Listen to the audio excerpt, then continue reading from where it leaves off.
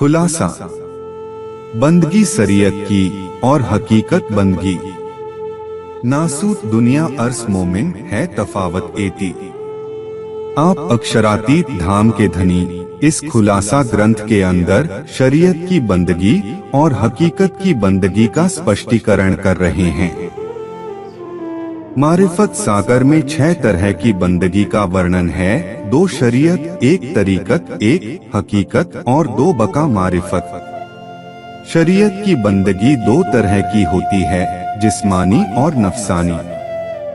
जो बंदगी शरीर से की जाए वह जिस्मानी बंदगी कहलाती है।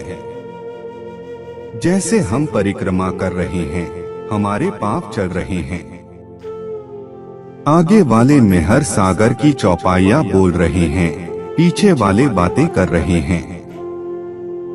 देखने वाले समझते हैं कि कितनी निष्ठा है, ये राज जी की परिक्रमा कर रहे हैं। पैर तो चल रहा है, मन कहीं और चल रहा है। दूसरी शरीयत की बंदगी है नफसानी, यानी इंद्रियों से। मुख बोल रहा है, अर्थात पीछे वाले भी जोर से बोल रहे हैं या तारतम का पाठ करते हुए परिक्रमा कर रहे हैं। ये है नफ्स की बंदगी, इंद्रियों से की गई भक्ति, जिसमें आँख, कान, नाक, जिह्वा काम में आ रहे हैं, वाणी द्वारा बोला जा रहा है। तीसरी तरीकत की बंदगी है।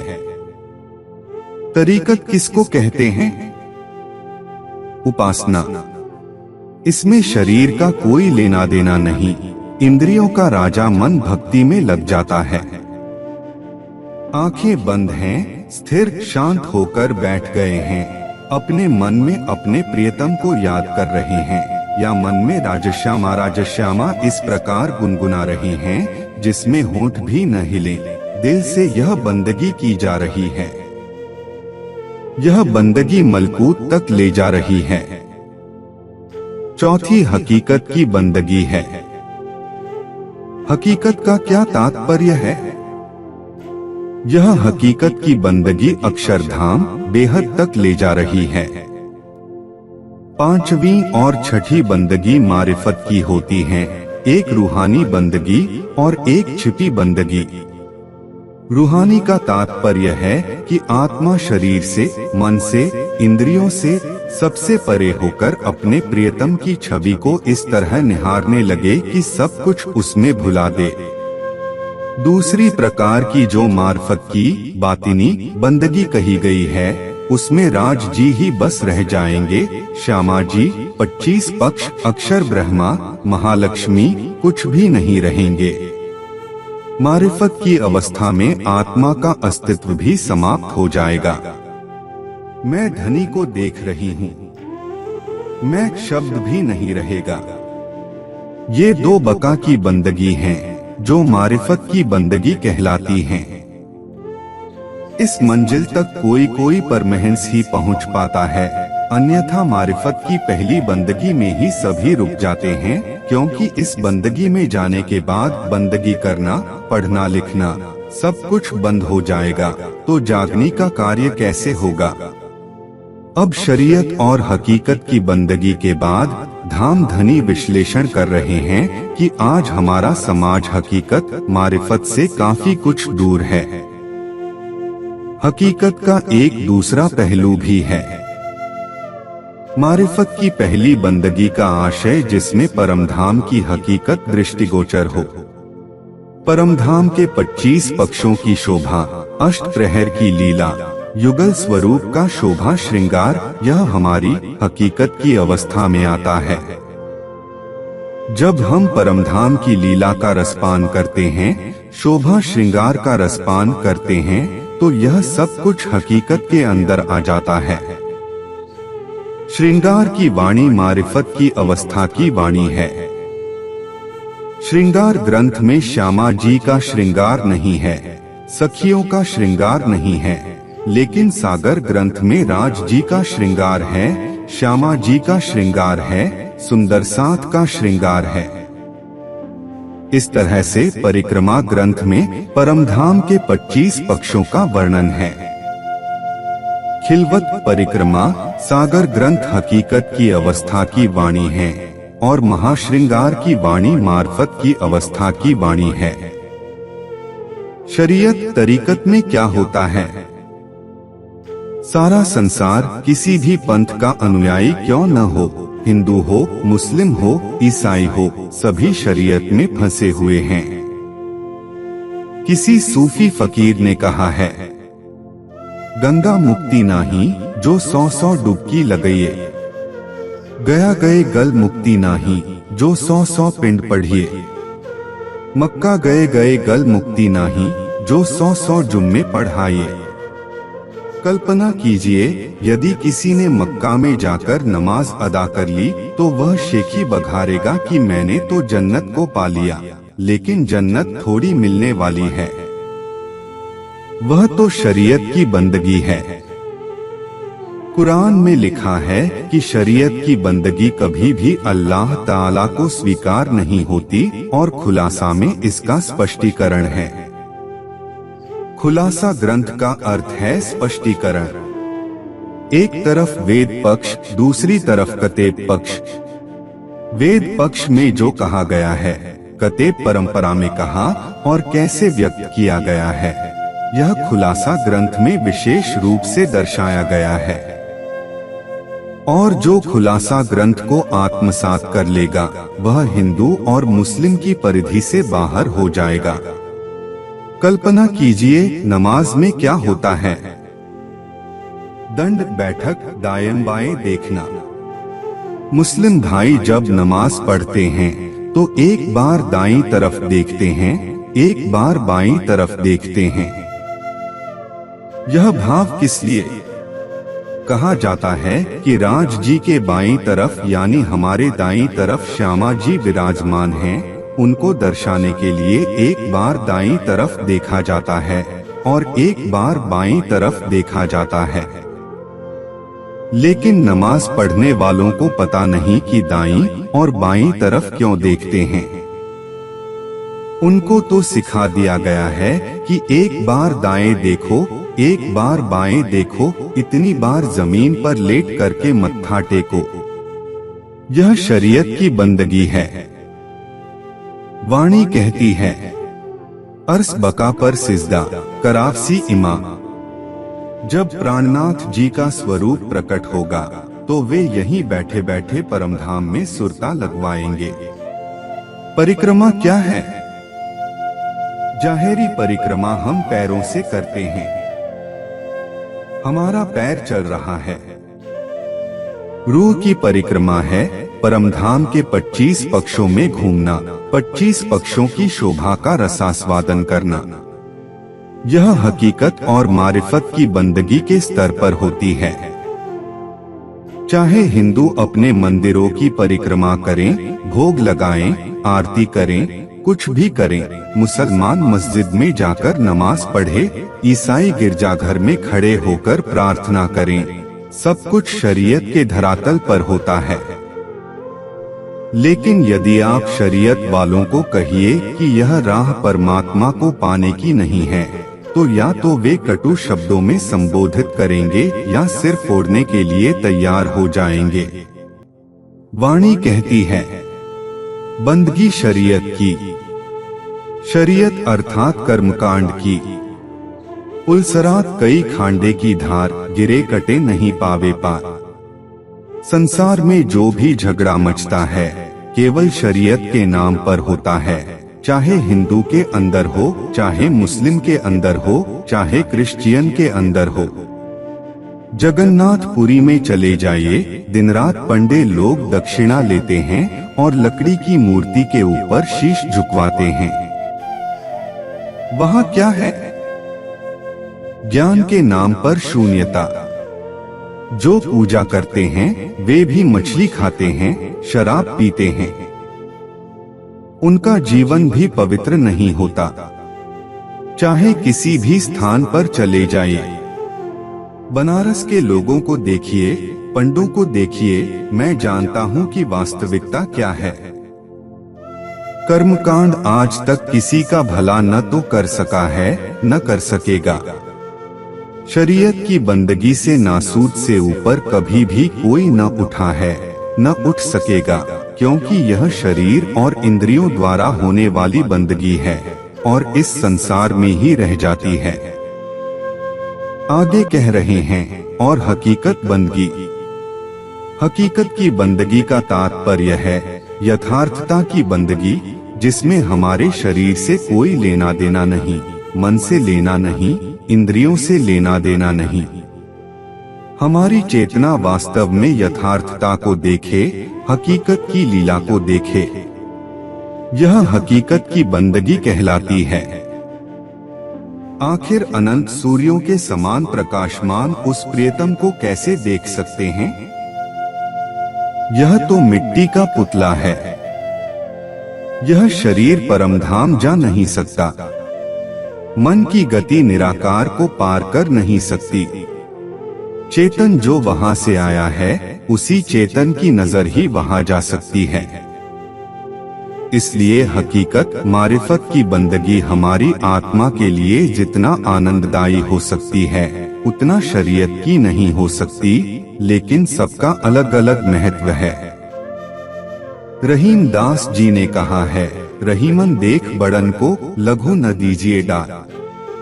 जहाँ काम आवे सुई, क्या कर सके तलवार। यदि कपड़ा फटा हो तो तलवार से कपड़ा नहीं सिला जाएगा, वहाँ तो सुई ही काम करेगी। शरीयत का अपना महत्व है, लेकिन वह अंतिम मंजिल नहीं है। होता यही है कि शरीयत को ही सब कुछ मान लिया जाता है।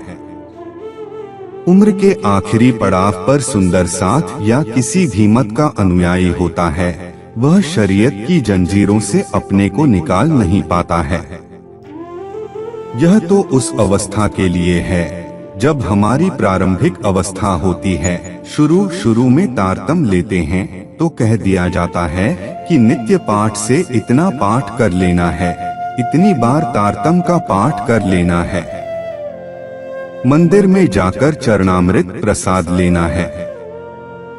ये सारी बातें अच्छी हैं, लेकिन क्या जीवन भर यही चलता रहेगा?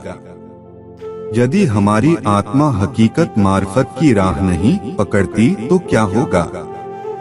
आत्मा की जागने का रास्ता कभी भी खुल नहीं सकता। जैसा कि मैंने कहा है कि श्रृंगार ग्रंथ के अंदर चौथा प्रकरण है, आत्मा का फरामोशी से जागने का प्रकरण। आत्मा कैसे जागृत होगी?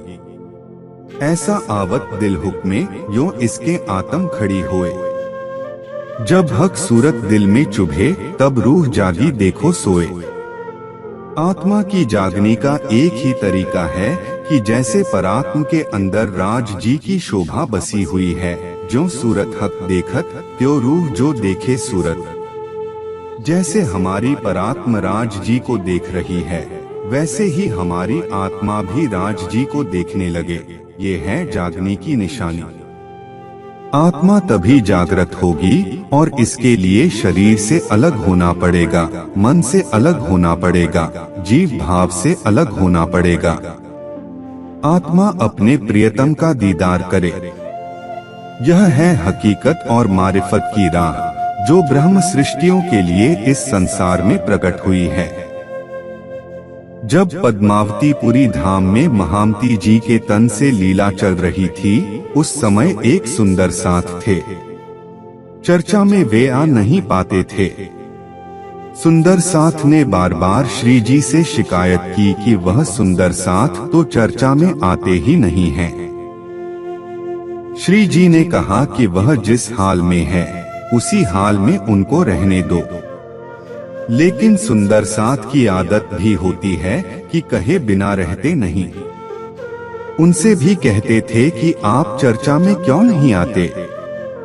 वह चुपचाप मुस्कुरा रहे होते थे। एक दिन सुंदर साथ चर्चा सुनकर आए। उस पर महंस ने पूछा, आज श्री जी के मुखारविंद से क्या चर्चा हुई? सुंदर साथ ने कह दिया, अर्स मिलावा ले चली अपने संग सुभान। उनके मन में व्यथा हो गई कि क्या सुंदर साथ के साथ श्यामा जी और राज जी चले गए। उसी क्षण उन्होंने शरीर छोड़ दिया। जब श्री जी के पास यह बात गई तो उन्होंने कहा, मैंने मना किया था कि तुम उन्हें छेड़ा न करो। वह किस अवस्था में हैं, यह मुझे मालूम है। तुम आते हो चर्चा सुनने के लिए, लेकिन तुमने अपने स्तर पर सबको देखा कि हम सुन रहे हैं, तो वे क्यों नहीं सुन रहे? यही बात होती है। शरीयत की बंदगी दुनिया में दिखाई दे जाती है कि देखो कितनी जोर जोर से ढोलक पीट रहे हैं, कितने जोर जोर से गा रहे हैं, कितनी रात रात भर परिक्रमा कर रहे हैं, कितनी माला का जप कर रहे हैं। यह सारी दुनिया जान जाती है, लेकिन रूहानी बंदगी को कोई जानता नहीं। सिंधी ग्रंथ में कहा है कि जिस तरह से सती अपने प्रियतम के विरह में बिलखती है, तो उसकी पड़ोसिन को भी पता नहीं चल पाता कि वह अपने प्रियतम को याद कर रही है। उसी तरह से आत्मा को इस तरह धनी को रिझाना चाहिए कि जो बहुत नजदीकी हो, उसको भी पता नहीं चले कि हम राज जी को कितना याद करते हैं। कियामतनामा ग्रंथ में स्पष्ट कहा गया है, रातों करे उजागरा। संसार सोता है और परमधाम की ब्रह्म सृष्टि रात्रि को अपने प्रियतम के ध्यान में समय गुजार देती है। शरीयत की बंदगी दिन में होती है, हकीकत और मारिफत की बंदगी रात्रि में होती है। जो दिन रात साथ में रहता है, उसको भी पता नहीं चलता कि ये करते क्या हैं। गीता में योगीराज श्री कृष्ण कहते हैं, या निशा सर्वभूताना तस्याम जागृति संयमी, यस्याम जागृति भूतानि सा निशा पश्यतो मुने। संसार जिस अज्ञानता की रात्रि में सो रहा होता है, संयमी पुरुष उसमें जागरण करता है। रात को 3 जागते हैं, योगी, भोगी और चोर। चोर का उद्देश्य होता है चोरी करना। भोगी का उद्देश्य होता है संसार के विषय सुखों का रसपान करना, और योगी का उद्देश्य होता है परमानंद का रसपान करना। तीनों अपने उद्देश्य के लिए जागते हैं, शेष सारा संसार सोया रहता है। महामती जी कहते हैं, नासूत दुनी अर्स मोमिन। नासूत की बंदगी कहाँ तक होती है? दुनिया तक। जितना अंतर नासूत में और परमधाम में है, उतना ही अंतर शरीयत की बंदगी और हकीकत की बंदगी में है। अर्थात शरीयत की बंदगी आपको दुनिया में ही रखे रहेगी। मैं यह नहीं कह रहा हूँ कि आप परिक्रमा बंद कर दीजिए, आप आरती पूजा बंद कर दीजिए। लेकिन जो सच है वह यही है कि यदि हम अपनी आत्मा को जागृत करना चाहते हैं, तो हमें हकीकत की राह पर चलना ही पड़ेगा। जैसे कोई 10 साल का बच्चा तारतम लेता है, वह ध्यान तो लगा नहीं सकता। उसको क्या कहेंगे? यही कहेंगे कि पहले मेहर सागर का पाठ करो, राजश्यामा राजश्यामा का जाप करो। उसकी मंजिल यहीं तक है। आगे और बढ़ता है तो कहेंगे कि भाई अब उछल न कूद बंद करके, आंखें बंद करके मन में राजश्यामा राजश्यामा जपो, तारतम जपो। और आगे बढ़ता है, 18-20 साल का हो जाता है तो क्या कहेंगे? अब आंखें बंद करके मूल मिलावा का ध्यान करो। ए मूल मिलावा अपना नजर दीजिए, पलक न पीछे फेरिए, जो इस अंग उपजत। और यहाँ स्थिति और आगे बढ़ती जाएगी। जैसे जैसे आत्मा जागने के सोपानों पर चढ़ती जाएगी, हकीकत भी पार करके मारिफत की अवस्था में पहुंच जाएगी। उस समय सब कुछ छूट जाता है। जब आपने वह स्थिति प्राप्त कर ली कि मैं देखूं हक देखे मुझे, यो 2 अरस परस भैया, तो कौन किसके जयकारे लगाएगा, कौन किसको नहलाएगा, कौन किसको दीपक दिखाएगा, कौन किसको खिलाएगा, कौन किसको सुलाएगा? क्या अक्षरातीत को इन चीजों की आवश्यकता है? लेकिन शरीयत में इसकी आवश्यकता है, क्योंकि शरीयत में आत्मा ज्ञान की उस मंजिल पर नहीं पहुंची। तरीकत में आवश्यकता है। हकीकत और मारिफत में सारे बंधन टूट जाते हैं। इसलिए हकीकत और मारिफत की बंदगी शरीयत और तरीकत के विपरीत होती है तफावत ए तीन इतना अंतर है। जो अंतर नासूत में और परमधाम में है, वही अंतर हकीकत की बंदगी और शरीयत की बंदगी में है। धाम धनी कह रहे हैं कि परमधाम की ब्रह्म सृष्टियों के लिए हकीकत और मारिफत की बंदगी है। मोमिनों की शरीयत हकीकत इश्क रब्द का वर्णन श्रृंगार ग्रंथ में है। मोमिनों की शरीयत क्या है? दुनिया वाले शरीयत के नाम पर वजू करते हैं, शरीर को धोते हैं। ब्रह्म सृष्टियों का स्नान क्या है? हौज कौसर में स्नान करना। मोमिन उजू तब करे जब पीठ देवे दो जहान को। काल माया योग माया से हमारी सुरता परे हो गई। यमुना जी में झील ना किया, हौज कौसर में स्नान किया, तो समझ लीजिए कि हमने स्नान कर लिया। परिक्रमा क्या है? आप किसी भी मंदिर की जाहिरी परिक्रमा कर सकते हैं। हम अपनी आत्मिक नजर से 25 पक्षों में घूम आए, यह हकीकत की परिक्रमा है और जो हकीकत की अवस्था है। पहले पी तू सरबत मौत का, कर तहकीक मुकर। मुए पीछे हो मुकाबिल, पीछे जीवित रहो या मर।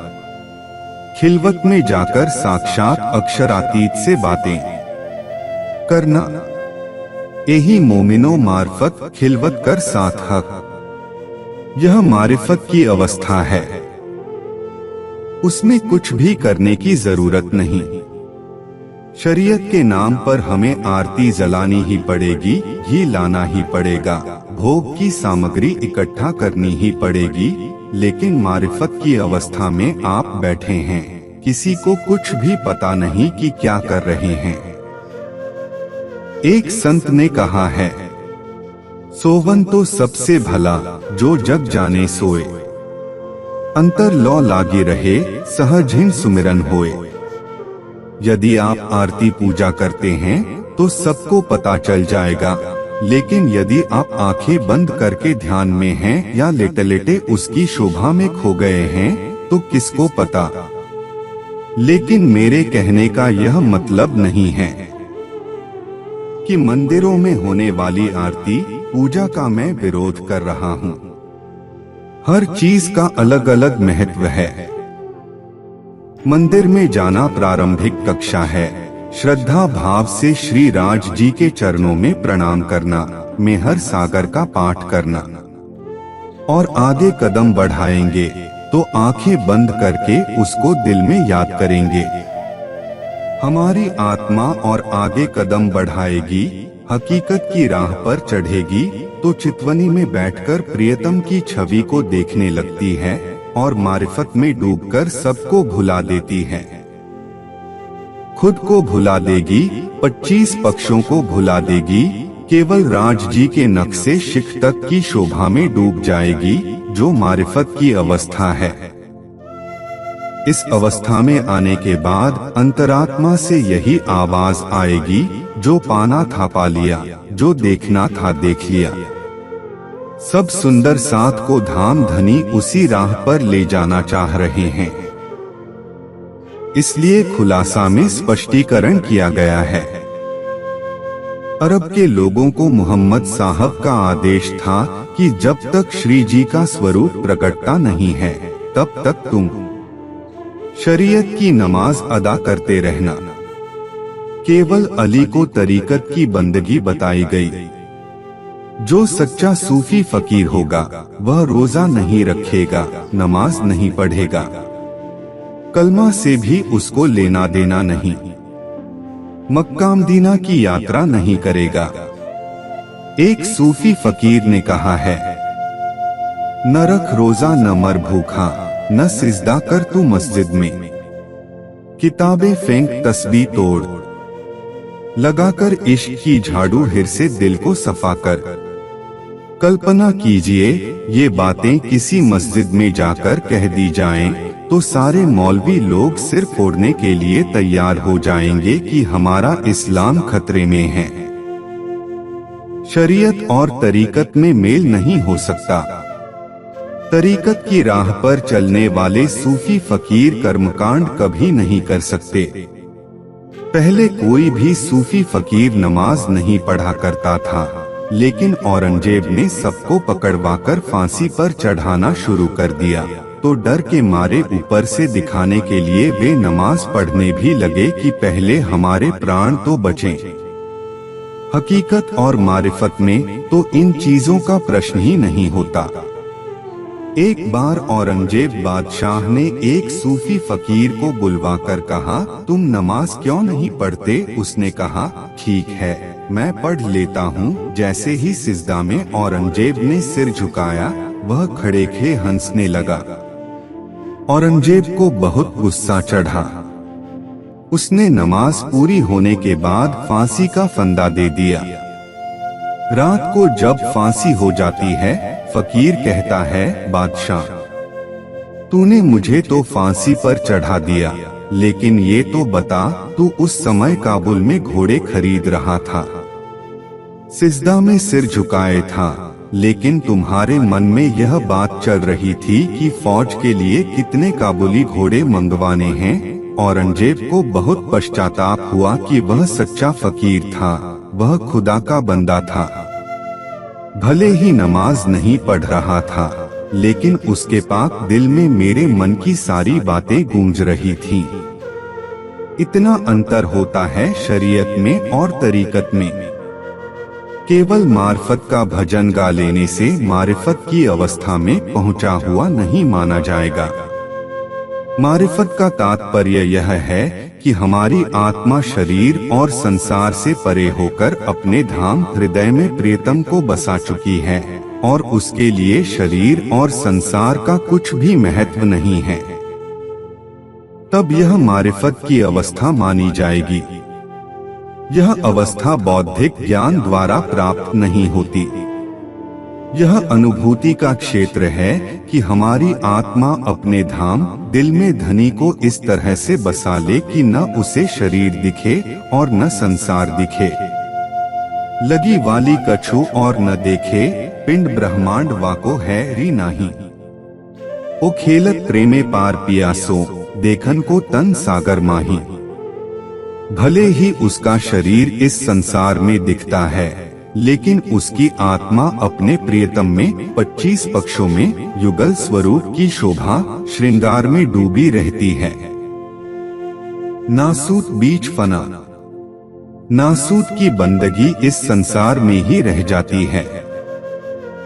कल्पना कीजिए कि सभी ग्रंथों का कथन है कि जो परमात्मा है वह मन से, वाणी से, बुद्धि से, इंद्रियों से परे है, तो उसको इन साधनों से कैसे पाया जा सकता है?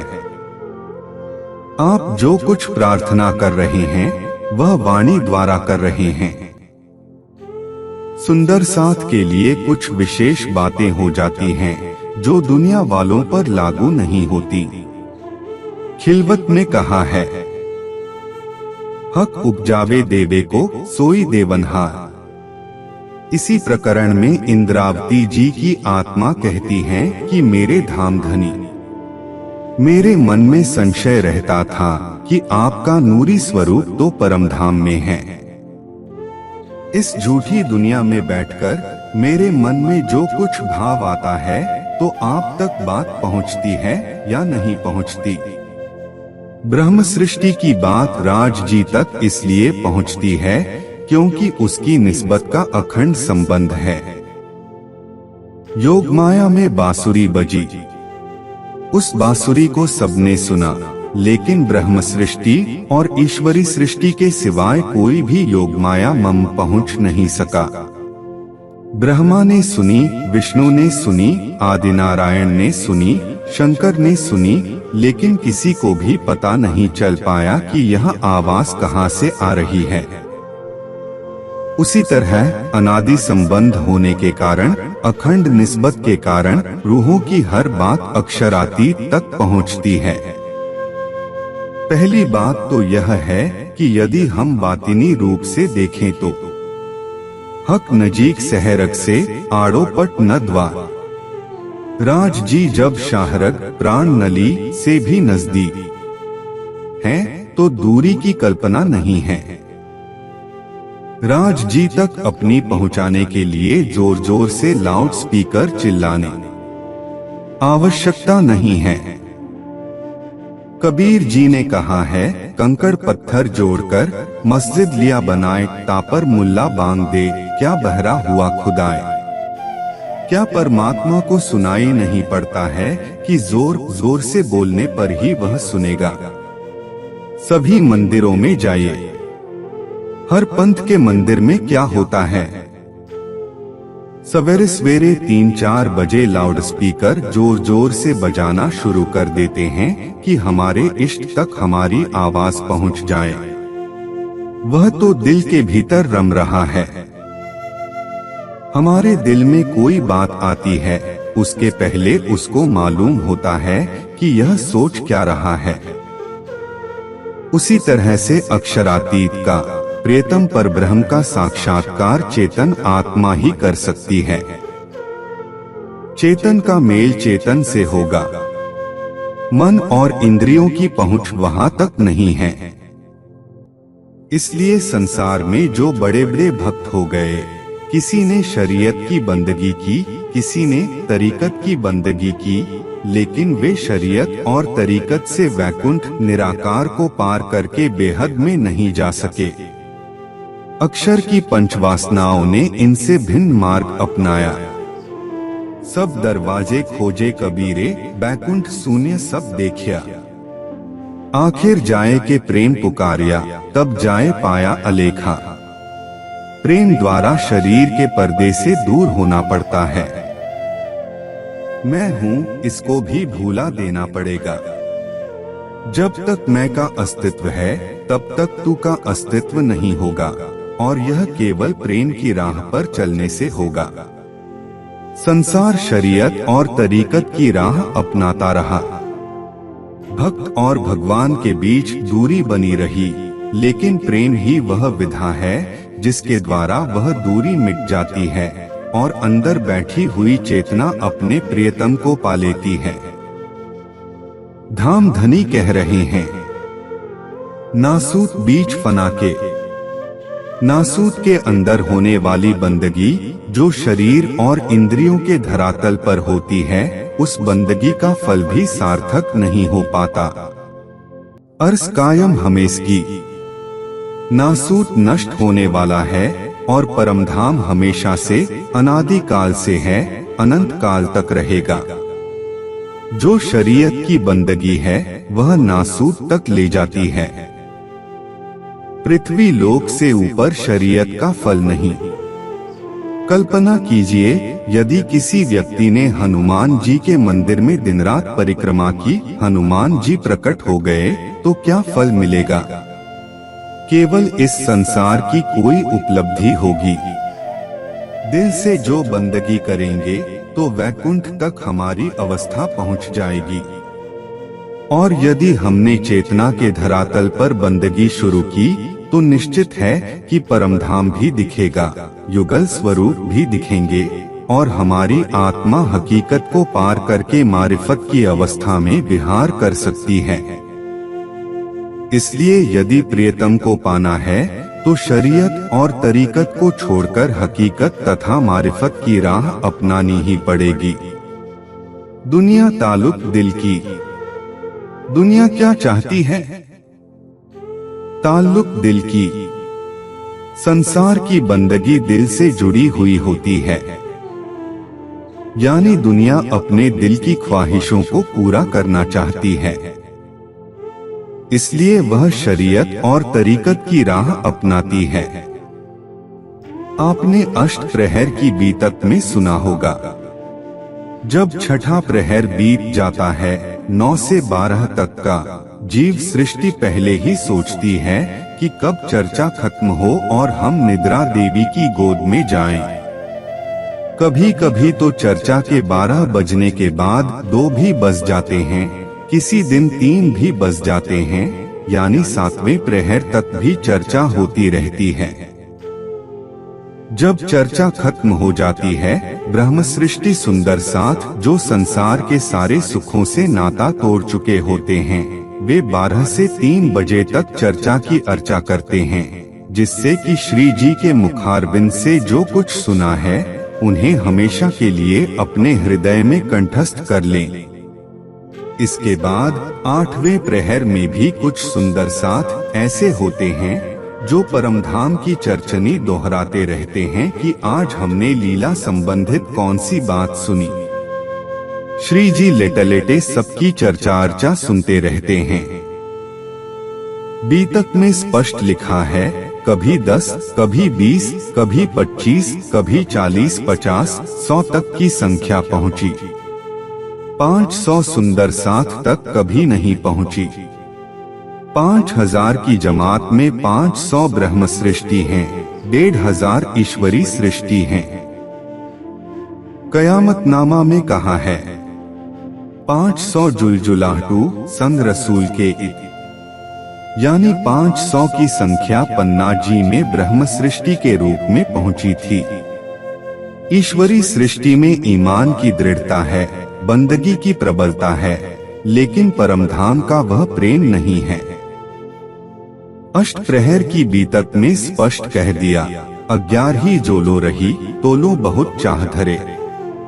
फिर ठंडे पड़ते गए लाल कहे अंगठरे। यह 11वीं सदी कब तक रही?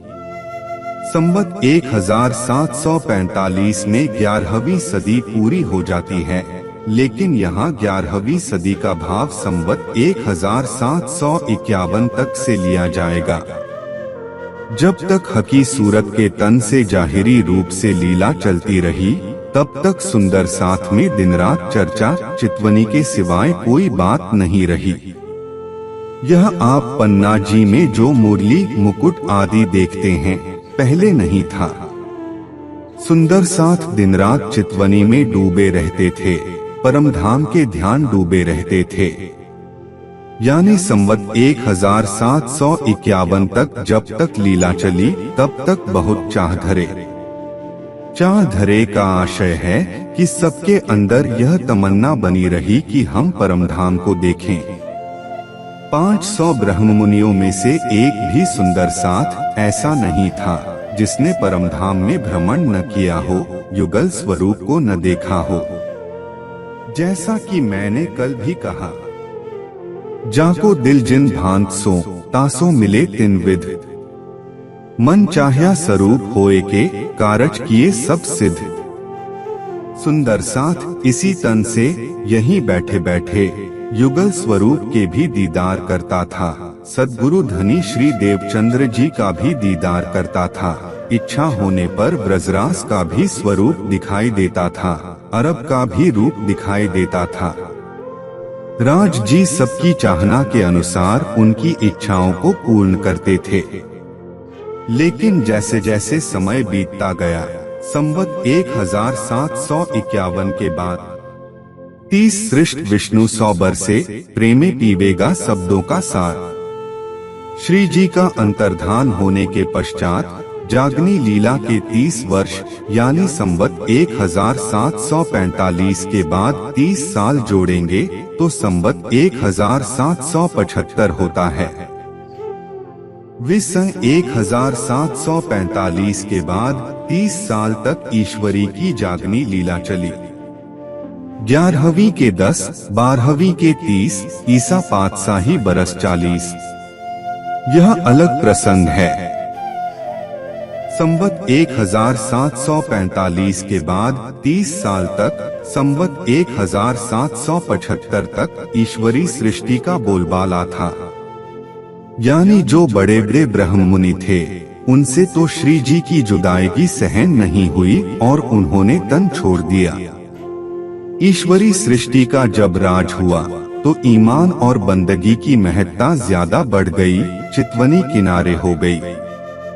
और जब जीव सृष्टि का राज हो गया तो आप जानते ही हैं, हकीकत की बंदगी भी समाप्त हो गई और केवल शरीयत तथा तरीकत रह गई। वही छूट छात, वही सारे बंधन। तात्पर्य क्या है? जब हकीकत और मारिफत की अवस्था होती है तो प्रियतम के दीदार के सिवाय अन्य कोई भी कामना नहीं होती। शरीर और इंद्रियों से भक्ति नहीं हो पाती।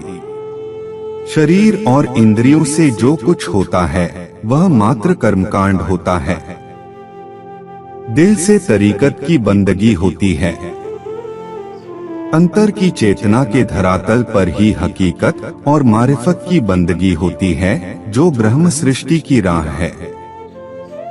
और इसी के द्वारा इस दुनिया में बैठे बैठे परमधाम को देखा जा सकता है।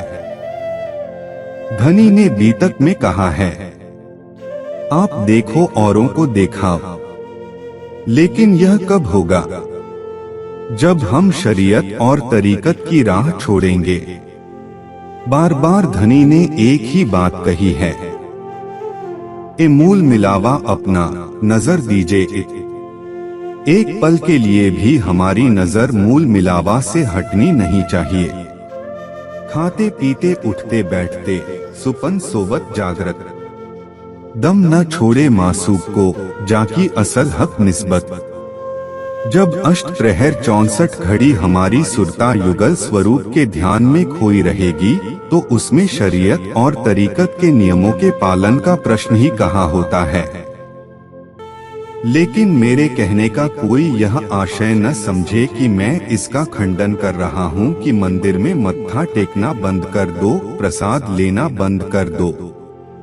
जिसकी जो अवस्था है वह करेगा। लेकिन यदि हमें वास्तव में अपनी आत्मा को जागृत करना है तो अपने दिल में धनी को बसाने के सिवाय कोई दूसरा रास्ता नहीं है। रूह मोमिन खुदाएगी, रूह मोमिन खुदाएगी। परमधाम की ब्रह्म सृष्टि केवल अपने प्राण प्रियतम को पाना चाहती है, इसलिए वह रूहानी बंदगी करती है। अपनी आत्मा के धाम दिल में धनी को बसाना चाहती है और यह सबसे सरल और सबसे कठिन है। यदि मन चंचल है तो ध्यान में नहीं बैठ सकते। मोहम्मद साहब ने केवल अली को तरीकत की बंदगी सिखाई थी क्योंकि उनको पूरे अरब में अली के सिवाय कोई योग्य नहीं दिखा जिसको तरीकत बता सके। इसलिए जाहिरी मुसलमानों को कह दिया कि 5 बार नमाज पढ़ो, 1 बार हज भी कर लिया करो और ज़कात अर्थात अपनी आय का 40वां हिस्सा दान दे दिया करो। इससे तुम कहीं न कहीं बहिश्तों में अखंड हो जाओगे। लेकिन यह कहा कि जब इमाम मेहदी का स्वरूप प्रकट हो तो ये सब कुछ तुम्हें छोड़ देना है, तब तुम्हें हकीकत और मारिफत की राह अपनानी है। जो भी सूफी फकीर हुए हैं उनमें से किसी भी सूफी फकीर ने सच्चे दिल से नमाज नहीं पढ़ी। शरीयत व नमाज को ही सब कुछ मानते हैं। वे कहते हैं कि जो नमाज नहीं पढ़ेगा वह काफिर है। तरीकत वाले कहते हैं कि ये सब कुछ झूठ है। तो कल्पना कीजिए कि आज धाम धनी ने हमें कौन सी नेमत दी है। सारी दुनिया तो शरीयत और तरीकत में टिकी रह गई। अक्षर की पंचवासनाएं हकीकत में जाकर रुक गईं। हमें तो मारिफत की राह दी गई है, लेकिन मारिफत की राह का तात्पर्य गानाब जाना नहीं है। मारिफत का मतलब उछल कूद मचाना नहीं है। मारिफत का मतलब है कि हमारे लिए शरीर का अस्तित्व समाप्त हो जाए, संसार का अस्तित्व समाप्त हो जाए। हमारी आत्मा 14 लोक युक्त अष्टावर्ण शून्य आदिनारायण निराकार को पार करते हुए, बेहद को पार करते हुए परमधाम में श्री राजश्यामा जी की शोभा में डूब गई। आँखों की तरफ नजर गई तो आँखों में डूब गई। मुखारविंद की शोभा में गई, मुखारविंद की शोभा से हट नहीं रही है। हृदय कमल में नजर गई तो केवल हृदय में डूब गई, खुद का अस्तित्व भुला गई। यह है मारिफत की बंदगी, जिसमें भोग आदि कुछ इकट्ठा करना नहीं पड़ता, न घंटी बजाना पड़ता है, न जोर जोर से परिक्रमा करनी पड़ती है, न ढोलकी बजानी पड़ती है। केवल आत्मा जानती है और उसका प्रियतम जानता है, तीसरे को नहीं पड़ती है कि क्या हो रहा है, कुछ भी खबर। ऐसा लिखिया बेवरा। धाम धनी कह रहे हैं कि यह विवरण सभी धर्म ग्रंथों के अंदर लिखा हुआ है, सब किताबों में ने सभी धर्म ग्रंथों के अंदर ये विवरण लिखा हुआ कि शरीयत की बंदगी क्या है और हकीकत मारिफत की बंदगी क्या है। नुकसान नफा दो देखत। सबको मालूम है कि किसको अपनाने में हमारा क्या नुकसान है और किसको छोड़ने में हमारा क्या लाभ है। हर कोई जानता है कि किस कार्य में अपना लाभ है, किस में हमारी हानि है। मन तो कहता है, लेकिन छोड़ना सरल नहीं होता, तो भी छोड़े न हट अपने। यह खुलासा ग्रंथ है। हिंदू और मुस्लिम दोनों को संबोधित किया जा रहा है। मुसलमान अपनी शरीयत नहीं छोड़ सकते, हिंदू अपना कर्मकांड नहीं छोड़ सकते, क्योंकि दोनों ही अज्ञान के बंधन में फंसे हैं। श्री जी कहते हैं, ब्राह्मण कहे हम उत्तम, मुसलमान कहे हम पाक। दो मुट्ठी एक ठौर की, एक राख दूजी खा। दोनों अपने को पाक कह रहे हैं, लेकिन पाक कौन हो सकता है। पाक न होइए इन पानिए, चाहिए अर्श का जल। नहाइए हक के जमाल में, तब होइए निर्मल। हिंदू कहेगा कि मैं गंगा जल से अपने को पवित्र करता हूँ, मुसलमान कहेगा कि मैं जमजम के पानी से अपने को पवित्र करता हूँ। इस दुनिया में जल से तो केवल शरीर शुद्ध हो सकता है, मन और आत्मा को शुद्ध करने के लिए कुछ और चीज चाहिए। मनुस्मृति में मनु जी ने कहा है, अद्भियः गात्राणि शुद्धयति मनः सत्येन शुद्धयति। विद्यात्पोभ्याम भूतात्मा बुद्धि ज्ञानेन शुद्धयति। जल से शरीर शुद्ध होता है, सत्य के आचरण से मन शुद्ध होता है। विद्या और तप से जीव शुद्ध होता है और ज्ञान द्वारा बुद्धि शुद्ध होती है। जब तक आत्मा प्रियतम के प्रेम में नहीं डूबती, तब तक वह माया के विकारों को अपने जीव से अलग नहीं कर पाएगी। इसलिए यदि इस संसार में रहते हुए प्रियतम का दीदार करना है, तो हकीकत की राह अपनानी ही पड़ेगी। इश्क बंदगी अल्लाह की। उस प्रियतम की बंदगी क्या होती है?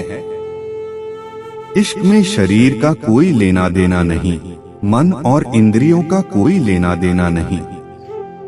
जैसे कि मैंने कल की चर्चा में भी कहा, इसको ए लक्षण जो नैनो पलक न ले। हमारी आत्मा के नेत्र प्रियतम को उस तरह से देखें कि एक पल के लिए भी अवरोध पैदा न हो। दौड़े फिरे न मिल सके, अंदर नजर पिया में दे। हमारी नजर हद बेहद को छोड़कर परमधाम पहुँचे और पल पल धनी का दीदार करती रहे, इसको इश्क कहते हैं। इश्क का भाव कभी जोर जोर से गाने या नाचने से नहीं लेना चाहिए। इश्क का तात्पर्य है आत्मिक दृष्टि से उस प्रियतम को अपलक नेत्रों से देखना। इसमें शरीर का कोई बंधन नहीं, इंद्रियों का कोई बंधन नहीं, मन का कोई बंधन नहीं और जीव का भी कोई बंधन नहीं। सोहोत है हुजूर। आपके अंदर कितना प्रेम है और आप प्रेम से धनी को कैसे रिझाते हैं, यही चीज स्वीकार की जाती है। आज सारी दुनिया परमात्मा को खुश करने के नाम पर खून बहाती है। हिंदू क्या करते हैं? पशुओं की बलि देते हैं। मुस्लिम भी कुर्बानी करते हैं। कुरान की एक आयत में लिखा है कि अल्लाह तक पशुओं का रक्त, मांस और हड्डियां नहीं पहुंचते, वहां तक पाक बंदगी पहुंचती है। लेकिन इस आयत को कौन मुस्लिम पढ़ेगा? उसने तो यही सुन लिया है कि अल्लाह ताला को खुश करने के लिए इन जानवरों की गर्दन काटनी है, अल्लाह मियां खुश हो जाएंगे। हिंदू सोचते हैं कि हम बकरे काटकर देवी को खुश कर लेंगे। यह सब अज्ञानता की बातें हैं। आपके दिल में अपने प्राणवल्लभ प्रियतम के लिए कितना प्रेम है? प्रेम की यह बंदगी ही स्वीकार की जाती है जिसमें शरीर से होने वाली बंदगी का कोई महत्व नहीं है। इंद्रियों द्वारा, अंतःकरण द्वारा होने वाली बंदगी का कोई विशेष महत्व नहीं है। यह रूह जानती है या धाम धनी जानते हैं। फर्ज बंदगी जाहिरी। एक है फर्ज बंदगी। फर्ज बंदगी का क्या तात्पर्य है? यह नियम बना लिया है कि 1 माला करनी है, 10 माला करनी है, यह फर्ज बंदगी है। एक महात्मा जी थे। माला का जप करते करते एक कुएं के पास गए। उनको प्यास लगी थी। 2 माताएं वहां पानी भर रही थीं। दोनों आपस में बात कर रही थीं कि तुम पतिदेव को कितनी बार याद करती हो? एक ने कहा, मैं गिनूं क्यों? वह तो मेरे रोम रोम में, मेरे दिल में बसा ही रहता है। मैं कितनी बार उसको गिनती रहूं? महात्मा जी ने तुरंत अपनी माला कुएं के अंदर फेंक दी। दोनों माताओं ने पूछा, महात्मा जी, आप तो पानी पीने आए थे, आपने माला क्यों फेंक दी? महात्मा जी कहने लगे, आप दोनों मेरे गुरु हैं। मैं तो अपनी आत्मा के प्रियतम का नाम लेता हूँ तो गिनता रहता हूँ कि आज 1000 बार जप कर लिया, आज 10,000 बार कर लिया। मेरे से अच्छे तो आप लोग हैं कि अपने सांसारिक पति को भी दिल में इस तरह से बसाए रहती हैं कि गिनने की आवश्यकता ही नहीं है। तात्पर्य क्या है? माला फेरत जुग भया, फिरा न मन का फेर। कर का मन का डार दे, मन का फेर। धनी ने स्पष्ट कह दिया, 100 माला वाओ गले में, 12 करो 10 बेर। लेकिन हमें क्या करना है? नाम माला उर्धारो। प्रियतम के नाम को यदि हम दिल में गुनगुना लेती हैं तो वह होता है तरीकत। प्रियतम की शोभा को दिल में बसाते हैं तो वह हो गई हकीकत, और उसमें डूब जाते हैं तो हो गई मारिफत की अवस्था। इस कारण हमें अपने वर्तमान स्वरूप को बदलना होगा। जागने की राह पर चलने के लिए हमें मारिफत की राह पकड़नी पड़ेगी, जिससे हमारी आत्मा पल पल धनी की सान्निध्यता का अनुभव कर सके। वही कह रहे हैं, फर्ज बंदगी जाहिरी, यानी संसार को जो बंदगी मालूम पड़ जाती है, दिखाई देती है, सो लिखी हक से दूर, वह बंदगी धाम धनी को कभी स्वीकार नहीं होगी। धनी को क्या चाहिए? प्रेम राज जी को खुश करने के लिए यदि आप 10 करोड़ का मंदिर बनवा दें तो खुश होकर बैठ जाएंगे, किंतु राज जी को प्रेम चाहिए। परमधाम के एक एक कण में करोड़ों सूर्यों का प्रकाश है। हम जितनी स्वादिष्ट से स्वादिष्ट मिठाई की कल्पना कर सकते हैं, परमधाम में उससे अनंत गुना मिठाइयाँ हैं। अच्छी से अच्छी सुख शैया हम राज जी के लिए तैयार कर सकते हैं। ये हमारे व्यक्तिगत मन की भावनाएं हैं। लेकिन इन सब से क्या होना है? यदि हृदय में प्रेम नहीं तो श्री राज जी को रिझाया नहीं जा सकता। और भले ही हमारे पास भौतिक द्रव्य नहीं है, हम झोंपड़ी में रहते हैं, लेकिन यदि दिल में लबालब प्रेम झलक रहा है तो धाम धनी को उस दिल में आकर वास करना ही पड़ेगा। ऊपर तले अर्स न कहिया, अर्स कहिया मोमिन कलू। ब्रह्म सृष्टि का दिल ही धनी का अर्स है, जिसमें धाम धनी अपनी बैठक करते हैं। इसलिए सुंदर साथ को चाहिए कि जो ब्रह्मवाणी का कथन है उसे अंतिम सत्य माने। किसी व्यक्ति विशेष के कथन में मतभेद हो सकता है कि ऐसा हो सकता है, ऐसा नहीं हो सकता, लेकिन ब्रह्मवाणी के कथन को अक्षरातीत का कथन मानकर सब सुंदर साथ को अंगीकार करना चाहिए। जैसा कि आपने अब तक सुना, फर्ज बंदगी शरीयत की बंदगी नासूत तक ले जाती है, हकीकत की बंदगी जबरूत तक ले जाती है, और मारिफत की बंदगी अक्षरातीत की शोभा में डुबो देती है। हर सुंदर साथ का उत्तरदायित्व है कि अपने को हकीकत और मारिफत की राह पर ले चलकर धनी को दिल में बसाए, और इथी बैठे घर जागे धाम पूरन मनोरथ हुए सब काम की स्थिति को प्राप्त करे तथा जीवन का सर्वोत्तम लक्ष्य प्राप्त करे।